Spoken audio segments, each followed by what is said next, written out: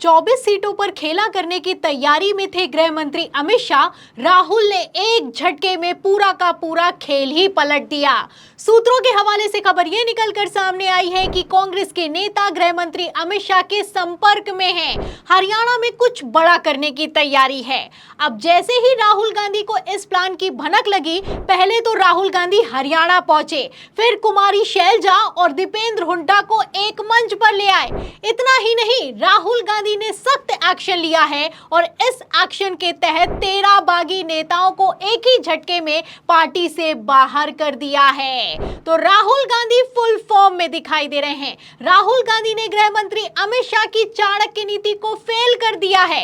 इतना ही नहीं, राहुल गांधी ने हरियाणा में मंच से खड़े होकर कांग्रेस नेताओं की बयानबाजी पर सफाई भी दी है। तो राहुल गांधी ने क्या कहा है, आपको बयान सुनाएंगे, लेकिन उसके पहले आपको बिग ब्रेकिंग दिखाते हैं।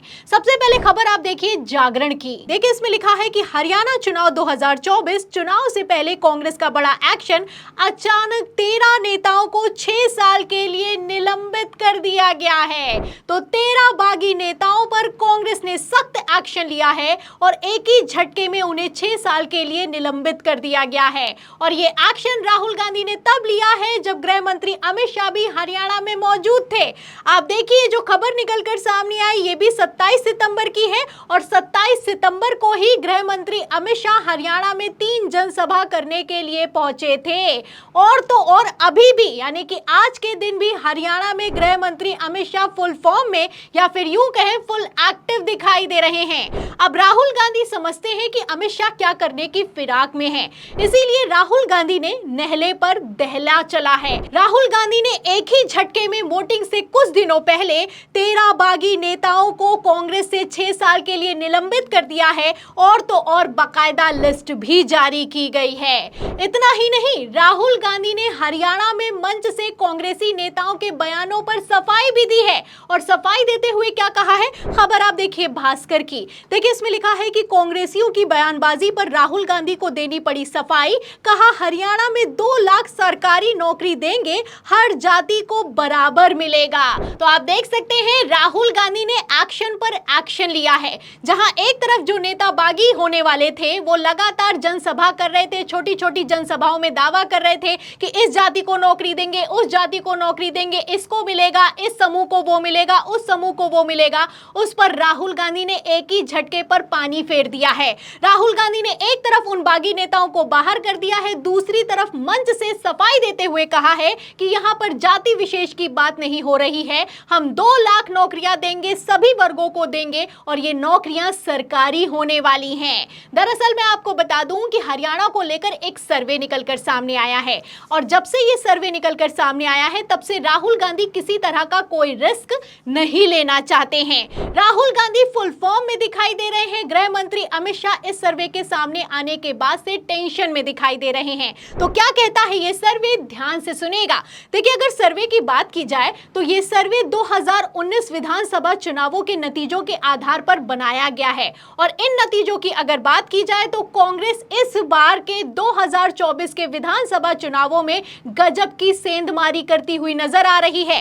आप सर्वे में देख सकते हैं कि भारतीय जनता पार्टी को 2019 के विधानसभा चुनावों में 40 सीटें मिली थी, इसमें से अब कांग्रेस को 24 सीटें मिलने वाली हैं। यानी कि जिन सीटों पर भारतीय जनता पार्टी जीती थी उनमें से 24 सीटें कांग्रेस की तरफ जाती हुई नजर आ रही हैं। जेजेपी की अगर बात की जाए तो जेजेपी को 10 सीटें मिली थी, इसमें से 8 सीटों की सेंधमारी कांग्रेस ने कर दी है। और इंडिपेंडेंट की अगर बात की जाए तो 5 की 5 सीटें इस सर्वे के मुताबिक कांग्रेस को मिलने वाली हैं। तो कांग्रेस ने 37 सीटों की बढ़त बनाई है। 90 कुल सीटें होती हैं, 46 का बहुमत होता है। ऐसे में आप देख सकते हैं कि कैसे कांग्रेस ने एक तरफा जीत हासिल की है इस सर्वे के मुताबिक। और जहां तक रही 2019 विधानसभा चुनावों में कांग्रेस की सीटों की बात, आपको बता दें कांग्रेस को 31 सीटों पर जीत मिली थी।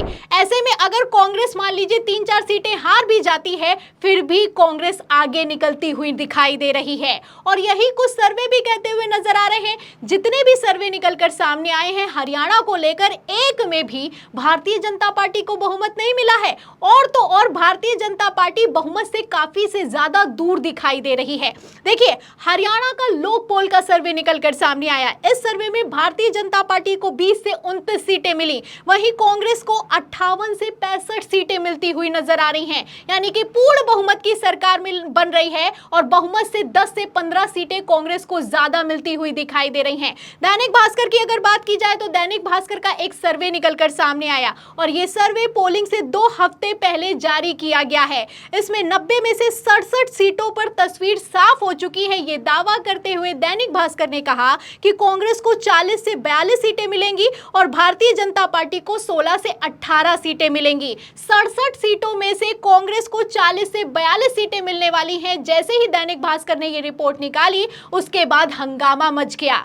आपको बता दें, सीएम हाउस की तरफ से फोन किया गया कि इस सर्वे को हटाया जाए। इस पर जब दैनिक भास्कर तैयार नहीं हुआ तो उसके बाद चुनाव आयोग की तरफ से फोन किया गया कि इस सर्वे को तत्काल प्रभाव से हटाया जाए, क्योंकि आप वोटिंग से ठीक पहले इस तरह के सर्वे जारी नहीं कर सकते हैं। इस पर दैनिक भास्कर ने सफाई देते हुए कहा कि यह सर्वे नहीं है, हमारा आंकलन है। लेकिन फिर भी दबाव बनाया गया, इतना दबाव बनाया गया कि दैनिक भास्कर को दबाव में आकर इस सर्वे को हटाना पड़ गया। लेकिन अब इस सर्वे की तस्वीरें सोशल मीडिया पर वायरल हो चुकी हैं। असल सर्वे जो निकलकर सामने आया है उसकी तस्वीर लीक हो चुकी है। इसीलिए गृह मंत्री अमित शाह मैदान में उतरे हैं, 24 सीटों का बचाव करने की तैयारी में उतरे हैं। राहुल गांधी अमित शाह के इस खेल को अच्छे से समझते हैं, इसीलिए राहुल गांधी ने तत्काल प्रभाव से एक्शन लिया है। और गौर करने वाली बात यहां पर यह है कि जितने भी निर्दलीय चुनाव लड़ रहे हैं कांग्रेस से बगावत करके, उनको राहुल गांधी ने तो अपनी पार्टी से बाहर कर दिया है,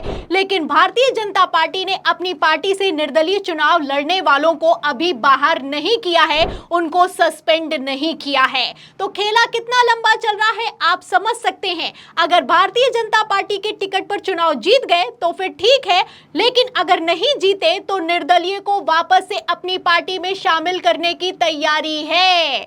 तो फिलहाल इस खेल से बचने के लिए राहुल गांधी को, या फिर यूं कहें कांग्रेस को, कम से कम हरियाणा में 10 से 15 सीटें बहुमत से ज्यादा हासिल करनी होगी। तो क्या ऐसा होगा? शाह वर्सेस राहुल में इस बार हरियाणा में कौन बाजी मारेगा? आपको क्या लगता है कि 90 विधानसभा सीटों में से किसको कितनी सीटें आने वाली हैं?